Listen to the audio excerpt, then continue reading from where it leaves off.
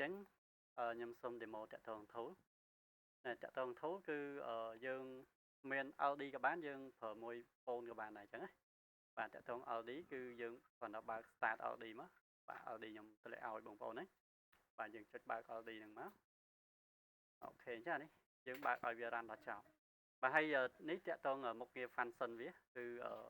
យើងចង់ rec Facebook អញ្ចឹងយើង rec full verify ក៏បានយើងចង់ verify ក៏បានយើងចង់ rec notary ក៏បានដែរណាបាទអញ្ចឹងបើសិនជាយើងបង្កើត Facebook យើងយក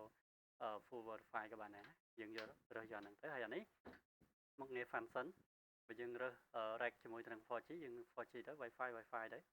បាទ proxy ទៅណាបាទអញ្ចឹងខ្ញុំរើសយកWi-Fi ឬក៏ 4G យើងកំណត់តាមនឹងខ្លួនឯងទៅណាបាទនេះគឺឈ្មោះបាទឈ្មោះយើងបញ្ចូលកន្លែងហ្នឹងទៅយើងចង់ដាក់ឈ្មោះខ្មែរអង់គ្លេសយើងអាច import បញ្ចូលបានយើងគ្រាន់តែចុចបើកប៉ុណ្ណឹងមកបាទគឺយើង pass ឈ្មោះអីចូលក្នុងហ្នឹងទៅបាទនេះបាទវាមាន first name last name បាទនេះគឺយើងកំណត់ចឹងបាទហើយអានេះគឺយើងរើសយក fake phone number បាទនេះយើង upload profile យើងបាទ 2FA បាទយើង post status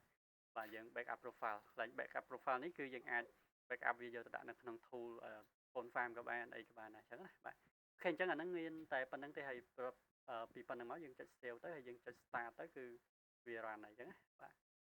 អូខេអញ្ចឹងឥឡូវខ្ញុំចុច load device អញ្ចឹងខ្ញុំបើក LD មួយវាចេញតែមួយមកទេអញ្ចឹងខ្ញុំចុច start ទៅគឺវា run ចាប់ដើមធ្វើការបង្កើត account auto ឲ្យយើងអញ្ចឹងណាឃើញទេបងប្អូនបាទអូខេអញ្ចឹងវីដេអូមានតែប៉ុណ្្នឹងឯងណាបាទ